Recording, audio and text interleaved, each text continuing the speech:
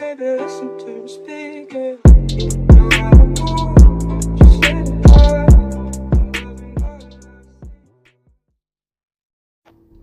Pop, Persway. What's going on, boo-boos? You know, eyelashes are supposed to prevent things from getting into your eyes. But how come whenever I have something in my eye, it's always an eyelash? Can we call that ironic? That's fucking stupid. Alright, let's talk about rank session and the difference between Southeast Asia and NAEU. I've been playing a lot of Identity V. This is why I have so much content. The reason being so is that I haven't played for a while, as you all know. So I've been spending a ridiculous amount of time practicing and leveling up on both servers. This is also because I'm preparing to start my new job over in Iowa. That's where my next travel contract is. So I won't have as much time to play Identity V all day. So I figured, all right, I'm going to rank up now. So when I have less time, I can just pop on and, play with tier 6s and 7s, which will free up my time for anime.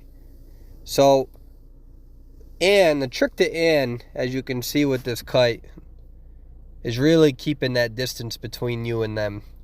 Using the environment where even if they use their cats and they jump, they can't get to you. So, and you can see that early game positioning when I was at that cipher and how I moved.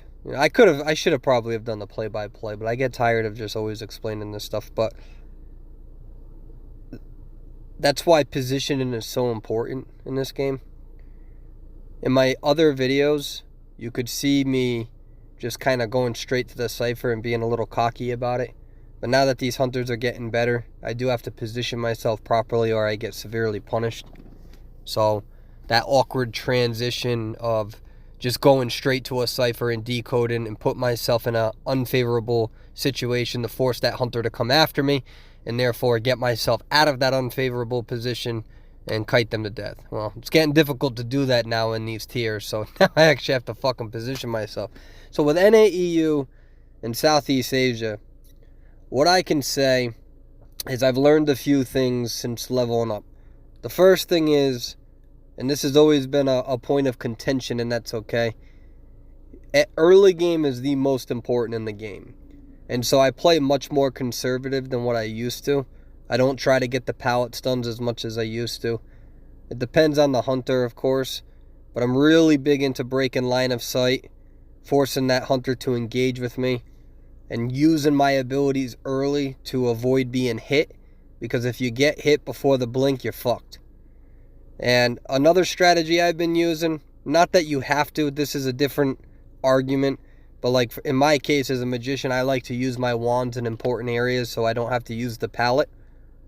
Now, I understand that some people will disagree with that strategy. That's perfectly fine. I accept that. But what I have noticed is that by allowing the environment to stay alive, you're helping your survivors later down the road. Then again, some of these hunters, once they're fed, you can't really do anything about. On NAEU, I was able to solo carry to tier 5 pretty easy. Wasn't really that difficult. I also have better ping, like 30 ping on NAEU. So I can tight kite much better. I can use, pallet stuns when we do get to that point of the kiting session much more efficiently. And I also had the increased rank window. But on Southeast Asia, man, Southeast Asia is it's its own thing. The hunters in tiers 3 and 4 are significantly better. And what I mean by better is that there's more players on that server. And it's really difficult for me to carry beyond tier 4 right now.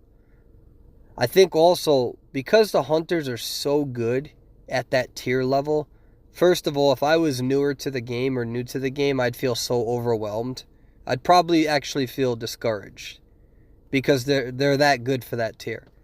So what's happening now is I took 100 matches in Southeast Asia and I calculated what the average kite session was for my teammates. And the average kite session in my Southeast Asia matches are 31 seconds.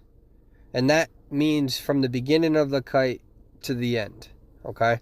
So the kiting is significantly reduced in Southeast Asia. Now, you can't really draw conclusions to that. You can't say, okay, well, Southeast Asia survivors are trash or they're terrible players. You can't really draw that conclusion because you have to take into other factors such as how much better and more experienced and how much longer these hunters have been playing for. So I don't make that claim that Southeast Asia survivors are bad, not at all. I can say, though, that ranking up solo is fucking frustrating. It's to the point where I'm going to actually try to find a team. And I think I need to find a team because, man, the survivors, they just... Out of all of my sessions in Southeast Asia, there has been exactly one time a survivor 3-cipher kited. I'm not making that up. At hundreds of matches in Southeast Asia, I've seen one survivor 3-cipher kite, and that's it. And it's because the hunters are fucking fantastic. They really are.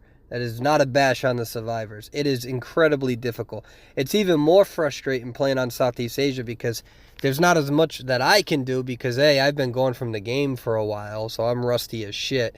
And B, I'm not really playing any carry characters that can harass like a batter or forward just because right now that's not my play style. I'm sticking back with the basics and the fundamentals. So I don't think I'd be good enough. And even so, even if I was good enough, the ping just doesn't allow it. So I've been doing a lot more conservative play style, a lot more separating myself from the hunters, using my abilities early game in order to survive. Typically, it's difficult because if I do go to a bad cipher in order to draw the hunter's attention, they're so fucking good that I get punished. I can get punished. So it's been substantially harder, for sure, trying to level up on Southeast Asia. And again, I do attribute that to how great the hunters are. I think, so what my plan is going forward is once I hit Tier 5 in Southeast Asia and probably Tier 6 in NAEU, I'll probably feel much more, I feel better. I feel good, like with where I'm at. And then it's like, oh, I can hop on and play a little bit more casually. Right now, I'm just kind of speed running through the rank sessions in solo mode as much as possible for the reasons that I mentioned. Especially since I've been keeping you all updated on the plan with the channel in terms of really increasing my content and what I want to do with it. In order to do that, it'd be nice for the Identity 5 stuff to be at that Tier 5, Tier 6, so it gets a little bit easier. So I don't have to waste as much time trying to re-rank. Now, what you see me do with Magician, don't always do this. I'm at the point now where it's like I also want to, like these are rank sessions, but I kind of try to pull off some fun stuff. And sometimes I get significantly punished for it. But it's so addicted to like use your wand and crouch walk away. And you got to do it in an area that makes the hunter feel uncomfortable. Like this right here is kind of dumb of me. Doing it right there, that's so risky. But if you do it towards breaking line of sight or a window, sometimes you can get away with it. But good hunters will know what you're doing. Then you look like a fucking idiot. So like when you pull it off, it's like, oh, this is great YouTube content. But when you don't pull it off, you're like, what the fuck are you doing? Now, on the other hand, this video is mostly made from a survivor perspective. I've been dabbling in with the hunter play. My hunter is awful right now. I get so fucking mad playing hunter.